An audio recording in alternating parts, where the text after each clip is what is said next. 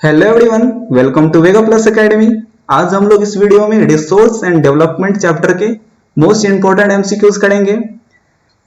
इस चैप्टर से जितने भी एमसीक्यूज बन सकते हैं वो आपको इस वीडियो में मिल जाएंगे। तो चलिए शुरू करते हैं। शुरू करने से पहले इस वीडियो को लाइक, शेयर एंड सब्सक्राइब करना ना भूलें।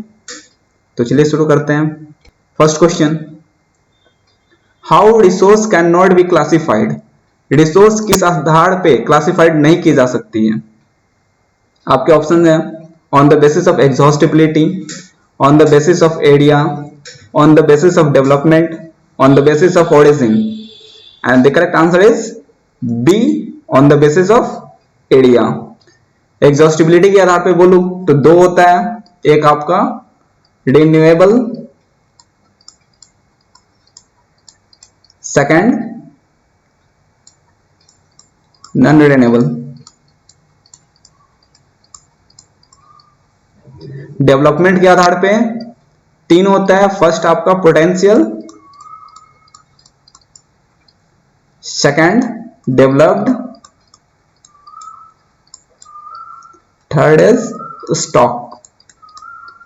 ओरिजिन के आधार पे दो होता है, एक होता है बायोटिक, एक होता है abiotic. Next, Which one of the following types of resources is an iron ore? Iron ore किस प्रकार की रिसोर्स है? Renewable, biotic, flow, non renewable. And the correct answer is D, non renewable. Renewable की अगर example देखो तो ये होता है tidal energy, solar energy, geothermal energy,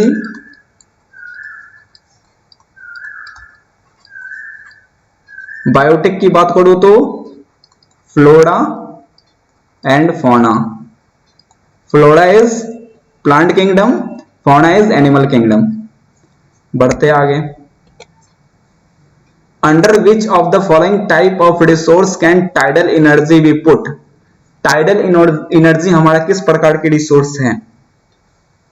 आपके ऑप्शंस हैं replenishable, abiotic, human made, non recyclable. And the correct answer is A, replenishable. Replenishable को रिन्यूएबल भी कहते हैं, जो वापस बन सके। बढ़ते आगे,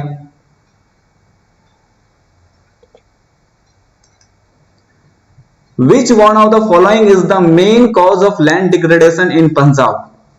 पंजाब राज्य में लैंड डिग्रेडेशन का मुख्य कारण क्या है? Intense cultivation, deforestation, over irrigation, over grazing. And the correct answer is over irrigation. ज्यादा सिंचाई के कारण वहां लैंड डिग्रेडेशन होता है। सिर्फ पंजाब में ही नहीं, हरियाणा,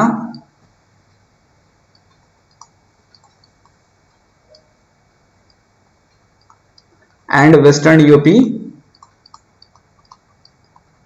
ये भी याद रखिए। बढ़ते आगे, in which one of the following state is terrace farming practised. Bharat के किस राज्य में टेरेस फार्मिंग की जाती है? ऑप्शंस है Punjab, Haryana, plains of Uttar Pradesh, Uttaranchal. And the correct answer is D, Uttaranchal. Terrace farming वहीं की जाएगी जहां पे हिल स्लोप हो।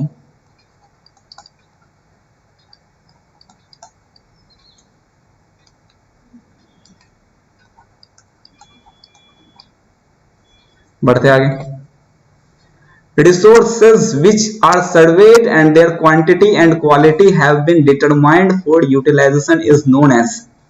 वैसे रिसोर्स जिसकी सर्वे की गई हो, जिसकी मात्रा और गुणवत्ता हमें पता हो, उस रिसोर्स को क्या कहते हैं? Potential resource, stock, developed resource, reserve. And the correct answer is developed resource. Next, Resources which are found in a region but have not been utilized is known as। वैसे रिसोर्स जो किसी खास क्षेत्र में पाए जाते हो लेकिन उसका उपयोग ना हुआ हो अभी तक किसी भी कारण से, उस रिसोर्स को क्या कहते हैं? Potential resource, developed resource, stock, reserve. And the answer is potential resource. Next, resources which have the potential to satisfy human needs but human being do not have appropriate technology to access it is।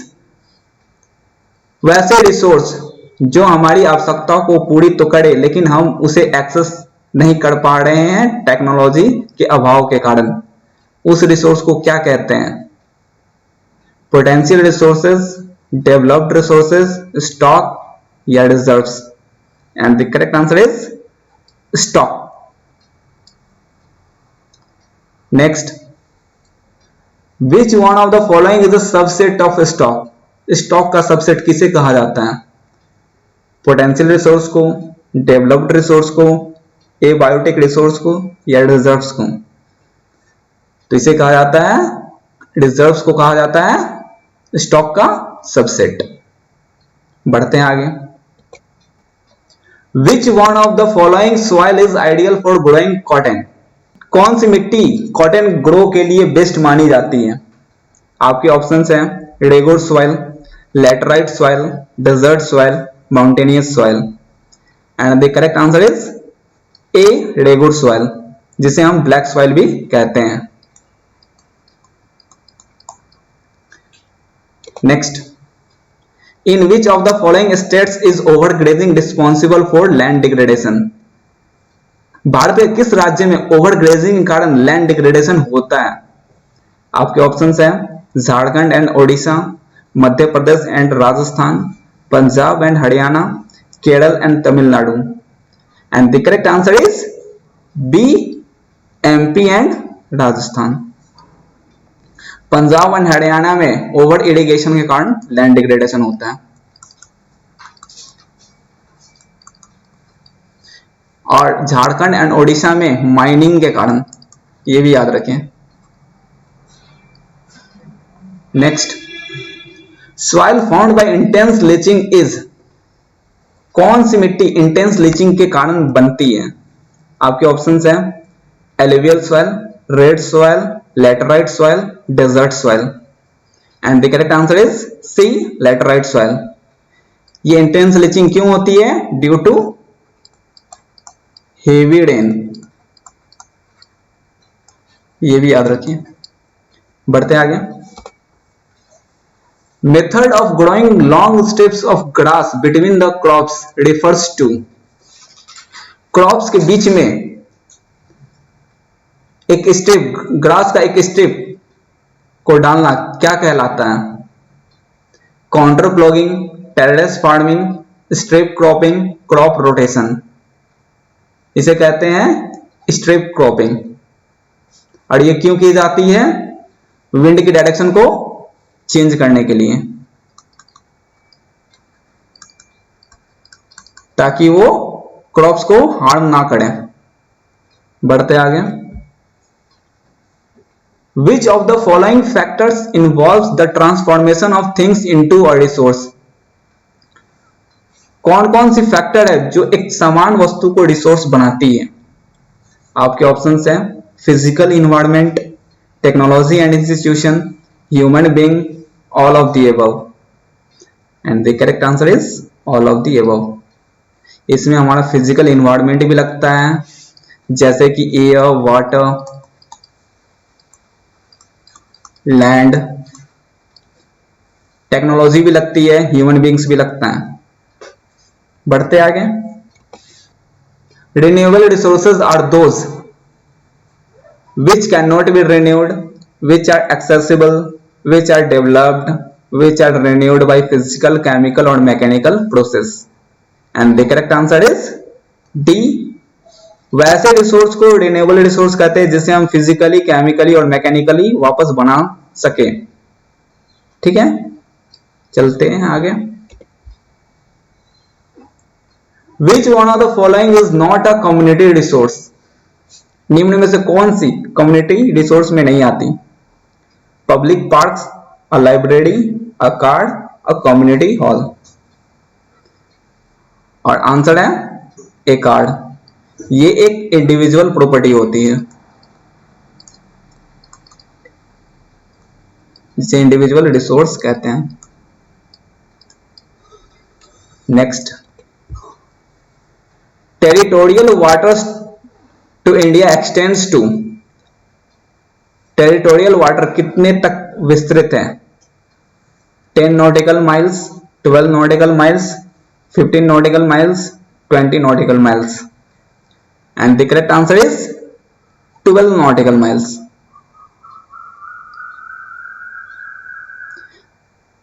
Coastal area से 12 nautical मील तक ये territorial water कहलाता है और यहां तक India का extend है।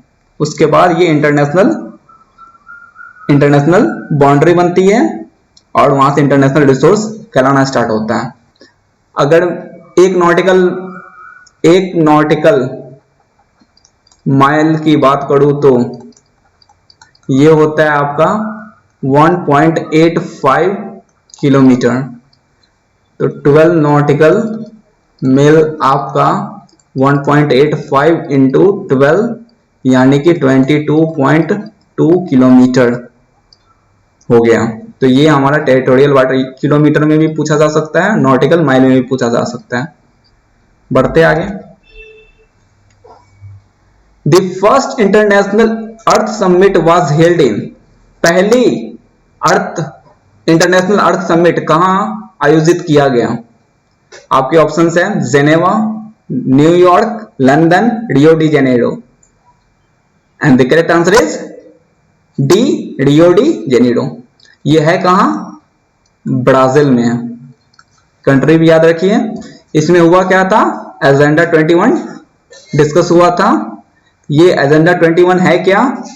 तो इधर देखिए, it is an agenda to combat environmental damage, poverty, diseases through global cooperation on common interest, mutual needs and shared responsibilities. और इंपॉर्टेंट बात यह है कि इसमें किसी भी कंट्री की लोकल सेल्फ गवर्नमेंट खुद का अपना एजेंडा बना सकती है। ठीक है, बढ़ते आगे।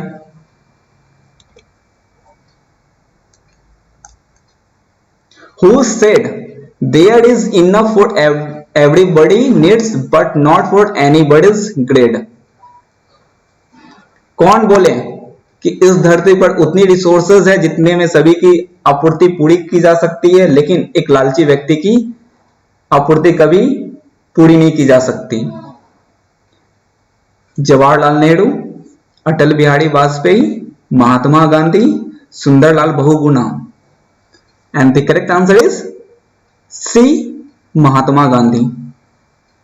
अगर सुंदरलाल बहुगुणा की बात करूं तो ये रिलेटेड है चिपको मूवमेंट से। ये भी याद रखिए। Next, area sown more than once in an agricultural year plus net sown area is known as. एक एग्रीकल्चरल ईयर में उगी पैदावार और नेट सोन एरिया दोनों को जोड़ दी जाए तो क्या कहलाती है? तो उसे कहते हैं gross cropped area. D is the correct answer. Gross मतलब होता है total. Next, the most wide spread soil covering the north plain and eastern coastal plain is. Bharat में फैले नॉर्थ प्लेन और ईस्टर्न कोस्टल में सबसे अधिक फैलाव में कौन सी मिट्टी है? आपके ऑप्शंस हैं black soil, forest soil, red soil, alluvial soil. And the correct answer is D, alluvial soil. Almost 46% alluvial soil फैली है। Most wide spread relief features of India is. Bharat में कौन से रिलीफ फीचर्स अधिक फैलाव में हैं? आपके ऑप्शंस हैं प्लेन, माउंटेन, प्लेट्यू या फॉरेस्ट? करेक्ट आंसर है प्लेन। अगर प्लेन की बात करें तो ये आपका 43% में है। माउंटेन की बात करें तो 30% में है। प्लेट्यू की बात करें तो 27% में है। अगर फॉरेस्ट की बात करें, फॉरेस्ट कवर्ड की, तो ये हमारी कंट्री में 22% अप्रोक्स, और होने कितने चाहिए, रिक्वायरमेंट है हमारी कंट्री को 33% की। ये भी याद रखिए। बढ़ते आगे। The state having maximum net sown area in India is? Bharat के किस राज्य में मैक्सिमम नेट सोन एरिया है, यानी कि उस राज्य में अधिकतर खेती होती है? Jammu and Kashmir, Uttar Pradesh, Tamil Nadu, Punjab? Correct answer है पंजाब। बढ़ते आगे। The factor responsible for maximum land degradation is? Human activities, wind, salinity, soil erosion? और सही आंसर है ह्यूमन एक्टिविटीज। ह्यूमन एक्टिविटीज के कारण लैंड डिग्रेडेड सबसे ज्यादा होता है। Next. Soil is formed by the process of denudation, gradation, weathering, erosion? Correct answer है वेदरिंग। और ये वेदरिंग क्या होता है, जिसके द्वारा सॉइल फॉर्म होता है? It is formed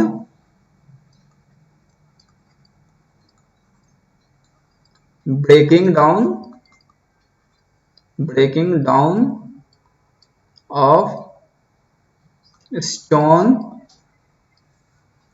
and minerals with the help of agent, ठीक है ना? और ये एजेंट क्या क्या होना चाहिए? ये होता है सनलाइट, टेम्परेचर, प्रेशर, ठीक है? ये बढ़ते आगे। Dead and decomposed material found on the top soil is? Dead and decompose material को क्या कहते हैं जो सॉइल मिट्टी में मिला होता है? Bed rock, fossils, humidity, humus? कहते हैं ह्यूमस कहते हैं। Humus is right answer. Fossils होता है रिमेन्स ऑफ डेड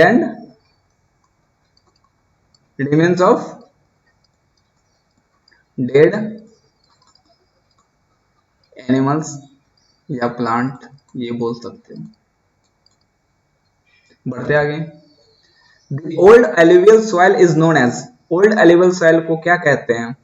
बांगड़, खद्दड़, बब्बड़ या रेगुड़? सही आंसर है ये बांगड़। अगर खादड़ की बात करें तो ये हमारा न्यू एलुवियल होता है। रेगुड़ की बात करें तो इसे ब्लैक सॉइल भी कहते हैं। ठीक है, ये बढ़ते आगे। Erosion of the topsoil when water flows as a sheet over large areas down the slope is called? जब मिट्टी की कटाव वाटर के फ्लो के द्वारा हो एक बड़े पैमाने पे तो उसे हम क्या कहते हैं? गली erosion, badlands, soil erosion, seat erosion? और सही आंसर है सीट इरोजन। क्वेश्चन में भी आपको सीट नजर आएगा यहाँ पे, ठीक है ना? तो ऐसे भी याद रख सकते हैं। बढ़ते आगे। In which of the following states mining has caused severe land degradation? Bharat के किस राज्य में माइनिंग के द्वारा लैंड डिग्रेडेशन होता है? आपके ऑप्शंस हैं गुजरात, झारखंड, केरल, उत्तरांचल? और सही आंसर है बी झारखंड। झारखंड और उड़ीसा, ये भी याद रखिए।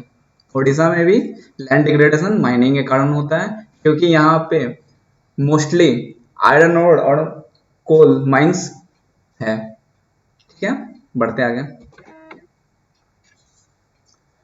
Arid soil are less fertile as, arid soil less fertile क्यों होता है? It lacks humus and moisture. It has high salt content. It is sandy in nature. It is rich in iron. अब less fertile की बातें हो रही है, नीचे ऑप्शन दे रखा है A and B and C and D and A and C. तो सही आंसर है ए एंड बी के कारण, यानी कि इसमें ह्यूमस नहीं होता, मॉइस्चर भी नहीं रहता, और ये हाई सॉल्ट कंटेंट होता है, जिसे सैलिनिटी बोलते हैं, इसलिए ये लेस फर्टाइल होता है। The land consisting of many gullies and ravines is called gully erosion, bedrock, V-shaped valleys, badland, and the correct answer is badland. इसे badland कहते हैं। वैसी जमीन जिसमें आपको बहुत सारी गुलेज देखने को मिले, रेवेंस देखने को मिले, इसे कहते हैं नाला, गुलेज को, तो इसे हम बैडलैंड कहते हैं।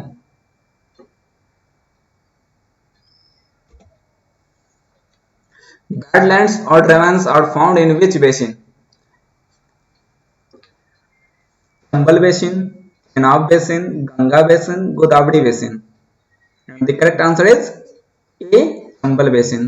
चंबल बेसिन में ये आपको देखने को मिल सकता है रेवेंस और गुलेज। ठीक है, बढ़ते हैं आगे।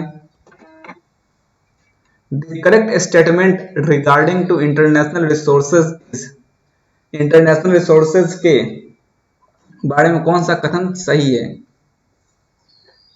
Resources which are regulated by international institution, resources which are lie beyond the territorial waters, resources which found along the international frontier, resources which are not yet developed।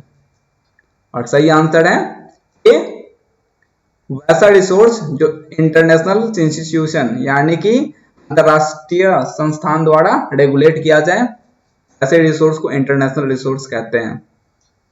जैसे आपका ओशन हो गया, जैसे आपका एयर या एटमॉस्फेयर ले लो, जैसे moon, ये सब इंटरनेशनल रिसोर्स का एग्जांपल हो गया। बढ़ते आगे। Terrace cultivation can be used to control soil erosion in. अब टेरेस कल्टीवेशन कहां होता है? आपके ऑप्शंस हैं desert region, hill slope, valleys, plains, और करेक्ट आंसर है हिल स्लोप। ये हिल स्लोप पे होती है जहां पे ये मिट्टी का कटाव रोकने में मदद करता है। ऐसे इस तरीके का कल्टीवेशन किया जाता है। बढ़ते आगे। What is sustainable development? Sustainable development क्या होता है? आपके ऑप्शंस हैं well planned use of resources and development, accumulation of resources and then using them accordingly, resources have the potential to satisfy human needs, development should take place without damaging the environment keeping in mind the future generations। और सही answer है D, development should take place without damaging the environment keeping in mind the future generation. वैसा विकास जिससे हमारा environment को नुकसान ना पहुंचे और फ्यूचर जनरेशन के लिए भी बचा कर रखे, वैसे रिसोर्स, वैसे डेवलपमेंट, वैसे विकास को हम सस्टेनेबल डेवलपमेंट बोलते हैं। बढ़ते आगे। Why do we need resource planning? हमें रिसोर्स प्लानिंग की आवश्यकता क्यों है? आपके ऑप्शंस हैं the need to collect resource and then using them accordingly, because of enormous diversity in the availability of resources, because we need to think of future generation, all of the above। और सही answer है D, all of the above, यानी हमें उस resource को collect भी करके रखना है, फिर उसे अपने उसके अनुसार इस्तेमाल करना है। रिसोर्स की अलग अलग डाइवर्सिटी है और हमें फ्यूचर जनरेशन के लिए भी बचा कर रखना है। ये सभी रिसोर्स प्लानिंग के अंतर्गत आता है। बढ़ते आगे। What does resource planning in India involves? अब रिसोर्स प्लानिंग किस प्रकार से की जाती है भारत में? आपके ऑप्शन है defining the numbers of resources, matching the resources development plan with overall national development plan, surveying mapping quantitative and qualitative estimation of resources, all of the above. और सही आंसर है ऑल ऑफ द एबव, उपयुक्त सभी। यानी कि कितनी resource है ये डिफाइन करना, फिर उस रिसोर्स को कैसे डेवलप करना है और उसे ओवरऑल नेशनल डेवलपमेंट से कैसे मैच करना है ये भी आता है। उसका सर्वे करना, मैपिंग करना, उसकी मात्रा या फिर गुणवत्ता का एस्टिमेशन करना, ये भी कहलाता है। बढ़ते आगे। What is फैलोलैंड? फैलोलैंड क्या होता है? आपके ऑप्शंस हैं land of agricultural land which is allowed to remain without crops to regain its fertility, wastelands, land put to non-agricultural use, land under miscellaneous crop groups। और सही आंसर है ए। ये एक तरीके का एग्रीकल्चरल लैंड होता है जो कि कुछ समय के लिए छोड़ दी जाती है ताकि इसकी फर्टिलिटी रिगेन हो सके, वापस हो जाए। इसे हम फैलो लैंड कहते हैं। Next, what is the total geographical area of India? India की टोटल जोग्राफिकल एरिया क्या है? आपके ऑप्शंस है 3.20 million square kilometre, 3.22 million square kilometre, 3.25 million square kilometre, 3.28 million square kilometre. And the correct answer is D 3.28 million square kilometre, यानी 32,85,000 square kilometre है भारत की area, Bharat का क्षेत्रफल। Next, which important river system have shed the alluvial soil? कौन सी river system alluvial soil को deposited करता है मुख्य तौर पे? आपके ऑप्शंस हैं Brahmaputra river system, peninsular river system, Godavari river system, Ganga and Indus river system. और सही आंसर है Ganga and Indus river system. Next, where are black soil mostly found? Black soil अधिकतर कहां पाया जाता है? आपके ऑप्शन है Karnataka and Kerala, Maharashtra, Saurashtra, Malwa, Madhya Pradesh and Chhattisgarh, Rajasthan and Gujarat, Assam and Arunachal Pradesh. और सही आंसर है बी, ये हमें महाराष्ट्र, सौराष्ट्र, मालवा, मध्य प्रदेश और छत्तीसगढ़ में पाया जाता है मुख्य तौर पे। ठीक है।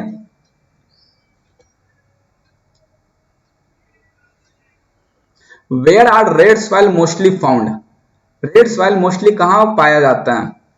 आपके ऑप्शन है Deccan plateau and Odisha, Kerala and Karnataka, Rajasthan and Gujarat, Maharashtra and Madhya Pradesh. और सही आंसर है A, Deccan plateau and Odisha. अगर रेड सॉइल पूछे, रेड सॉइल रेड कलर का क्यों होता है, तो इसका आंसर है क्योंकि ये फेरिक ऑक्साइड कंटेंट करता है, ये याद रखिए। Next, where is arid soil found? Arid soil कहां पाया जाता है? राजस्थान, गुजरात, आसाम, मध्य प्रदेश। और सही आंसर है आपका ए, राजस्थान। राजस्थान में ये एरिड सॉइल पाया जाता है। अगर एरिड सॉइल की बात करूं तो ये सैंडी इन टेक्सचर होता है और ये मुख्यतः राजस्थान में पाया जाता है और ये लेस फर्टाइल भी होता है। Next, the land becomes unfit for cultivation is known as? वैसे लैंड जो अनफिट है, जिसपे उपज नहीं हो सकती है, उस लैंड को क्या कहते हैं? Fallow land, bad land, waste land, deserted land. And the correct answer is B, bad land. Next, running water cuts through the clayey soil and make deep channel known as. जब running water मिट्टी को काटते हुए एक गहरे नहरों का निर्माण करे तो उसे हम क्या कहते हैं? ट्रिब्यूटरीज, रेवेंस, गुलेज या ड्रेन्स। और सही आंसर है सी, गुलेज। जैसा कि फिगर में देखने को मिल रहा, इसे गुलेज कहते हैं। ये मिट्टी को काटता हुआ पानी इस तरीके का अगर बना है तो उसे हम गुलेज कहते हैं। और ये अधिकतर आपको चंबल बेसिन में देखने को मिलेगा।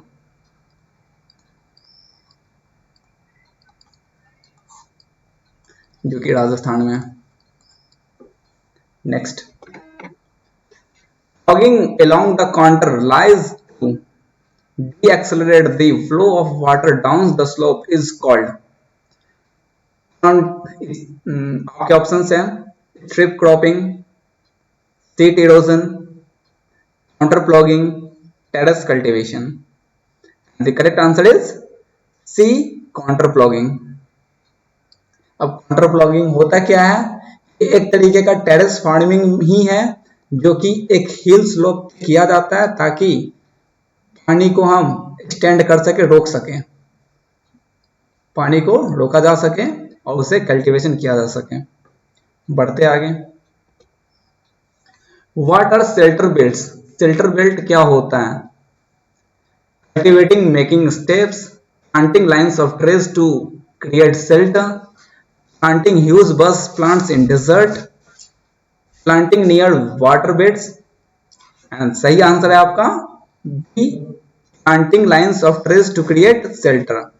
अगर एक लाइन में ट्री को अगर लगा दी जाए तो उसे हम क्या कहते हैं? शेल्टर बेल्ट कहते हैं। इस तरीके से, है ना, ये शेल्टर बेल्ट होता है। बढ़ते आगे, देखिए यहाँ पे एक शेल्टर बेल्ट दिख रहा, इसे शेल्टर बेल्ट कहते हैं। What is the contribution of the shelter belt? Shelter belt क्या होता है?